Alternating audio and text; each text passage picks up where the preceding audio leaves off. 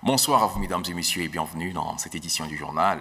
Le président de la République, Idriss Déby Itno, a rencontré ce mercredi matin les partenaires techniques et financiers ainsi que les ambassadeurs accrédités au Tchad. Cette rencontre a permis de faire le point sur l'évolution de la politique économique et sociale du Tchad dans un contexte de mise en œuvre du plan national de développement 2017-2021.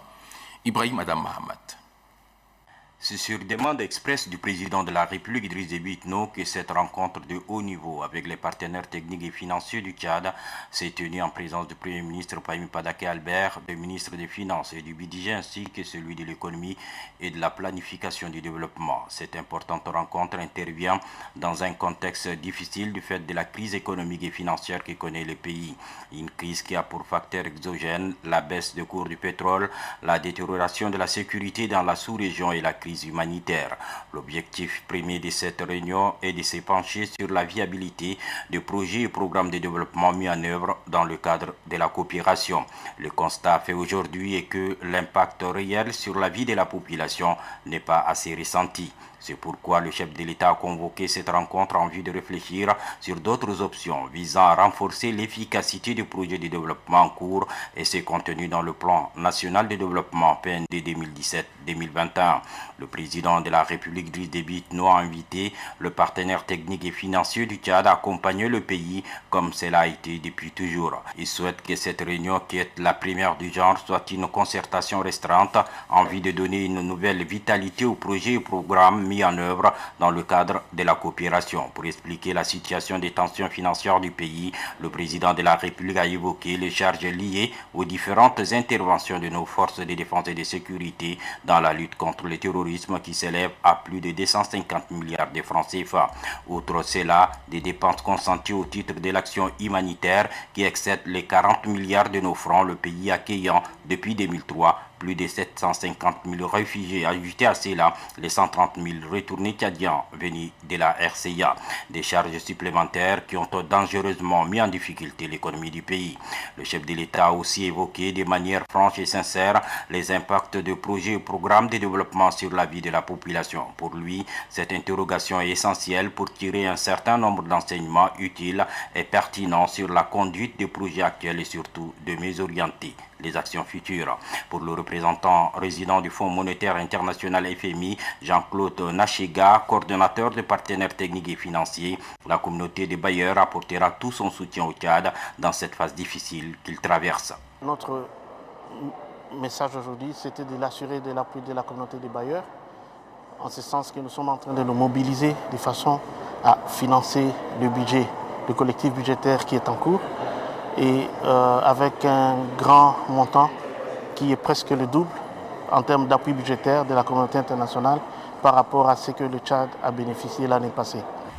Dès le mois de juin, il y aura la mobilisation des bailleurs pour un premier décaissement afin de procéder à certains financements d'urgence de façon à pouvoir alléger les contraintes budgétaires de l'État. Les Fonds monétaires internationaux appuyés par les autres partenaires internationaux que sont la Banque mondiale, la Banque africaine de développement, l'Union européenne, la France, la Banque des États de l'Afrique centrale est en train d'apporter au Tchad tout le soutien nécessaire afin que l'exécution du budget et la relance de l'économie soient assurées au cours de cette année.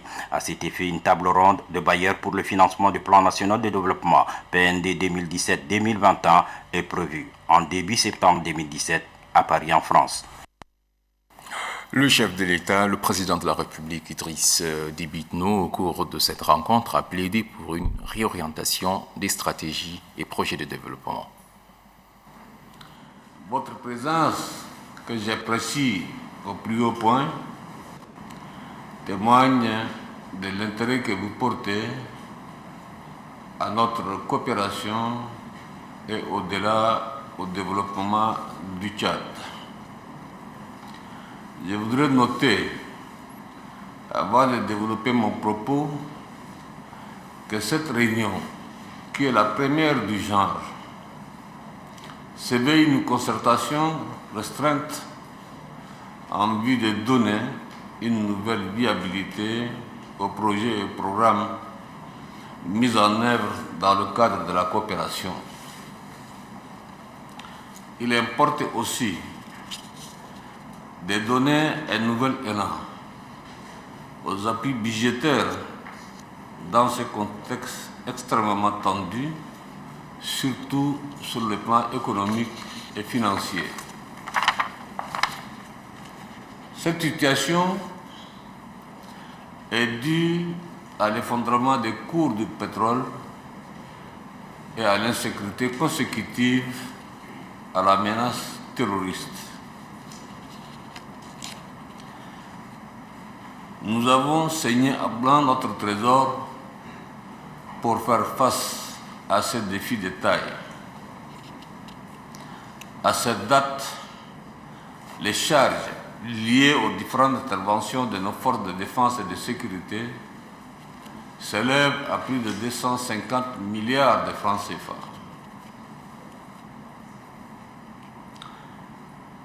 À ce montant, il faut ajouter des dépenses consenties au titre de l'action humanitaire qui excèdent les 40 milliards de francs CFA. Est-il besoin de rappeler que le Tchad accueille depuis 2003 un nombre considérable de réfugiés, estimé à plus de 750 000 personnes. À ces chiffres déjà pesants s'ajoutent les 130 000 retournés tchadiens de la République centrafricaine. Mesdames et messieurs, chers partenaires, durant de nombreuses années, nous avons bénéficié de l'accompagnement soutenu de la plupart de vos pays et institutions dans notre processus de développement. Cet accompagnement s'est traduit par la mise en œuvre de projets et programmes qui touchent tous les secteurs vitaux à l'image de l'éducation, de la santé, de l'agriculture, de l'eau, de l'environnement. Bien sûr, cette énumération n'est pas bien sûr exhaustive. Je salue toutes ces actions à leur juste dimension et je tiens à vous remercier pour cet investissement combien précieux pour le pays et les populations bénéficiaires. Le moment viendra où l'on pourra amplement faire le point de ces différents projets, comme je le disais à l'instant. Mais je voudrais faire observer qu'il est nécessaire de s'interroger sur l'impact réel de ces initiatives qui sont louables dans leur esprit. La question est de savoir si ces programmes ont pu effectivement donner des résultats escomptés. Cette interrogation est essentielle car elle nous permettra de tirer un certain nombre d'enseignements utiles et pertinents sur la conduite de nos projets et surtout de mieux orienter les actions futures. À l'épreuve des faits, il apparaît justement que l'efficience et l'efficacité attendues des projets mis en œuvre dans le cadre de la coopération sont sujettes à question. Et pourtant, ces programmes ont mobilisé des ressources financières de très grande envergure.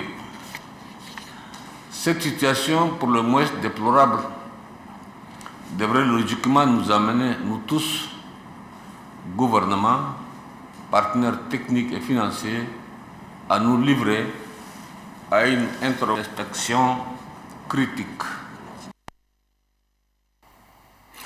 Le chef de l'État a exhorté les partenaires techniques et financiers à appuyer le Tchad dans ses programmes de développement. Selon le chef de l'État, le PND 2017-2021, qui s'inscrit dans la dynamique de l'émergence du Tchad, nécessite un soutien accru de la part des bailleurs. Un extrait de ses propos. Mesdames et Messieurs les ambassadeurs et chers partenaires, nous avons le devoir d'identifier et surtout de surmonter de manière courageuse et volontariste tous ces écueils et contingences qui compromettent la viabilité de nos projets et programmes de coopération. Et je voudrais que cet exercice soit rapidement fait car il est question de la crédibilité, du sérieux et de l'exemplarité de notre coopération qui doit être fructueuse et féconde. Aujourd'hui, il est inadmissible que le Tchad ne puisse pas atteindre l'objectif d'autosuffisance alimentaire à la lumière des ressources colossales mobilisées au bénéfice du monde rural. Je peux citer à l'infini des exemples de projets qui n'ont pas été à la hauteur des attentes. Mais je cite le cas particulier de l'agriculture et de l'élevage, qui me paraît suffisamment révélateur de l'état général de nos multiples projets et programmes. Aussi, est-il de notre responsabilité commune d'inverser au plus vite cette fâcheuse tendance qui est en train de perdurer aux grandes dames de nos populations. Présentement, les populations qui n'ont pas senti les effets positifs de ces actions de développement sont dans le désarroi. Et elles ne croient plus à tout ce qui est entrepris dans le cadre de la coopération. Il faut donc songer à restaurer cette confiance qui est perdue. Chers partenaires, il est prévu au début du mois de septembre prochain la table ronde sur le plan quinquennal 2017 et 2021 du Programme national de développement qui s'inscrit dans la dynamique de l'émergence du Tchad à l'horizon 2030. Le succès de ce programme, qui résume les aspirations légitimes des Tchadiens, exigera des ressources importantes. D'ores et déjà, je voudrais inviter l'ensemble de nos partenaires à plus d'action et de pragmatisme pour nous accompagner dans cette phase décisive de notre processus d'émergence. À cet égard, le renforcement de l'appui budgétaire est éminemment important.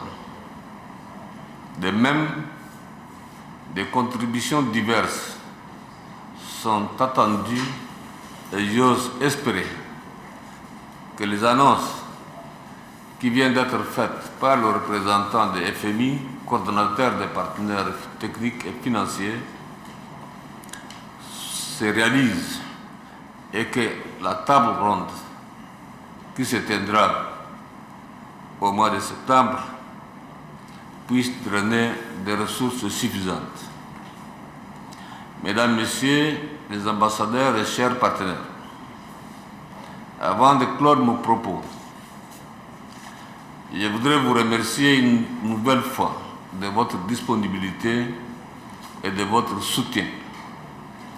Je formule le vœu ardent que vos pays et organisations respectifs décuplent les efforts et actions en faveur des populations tchadiennes.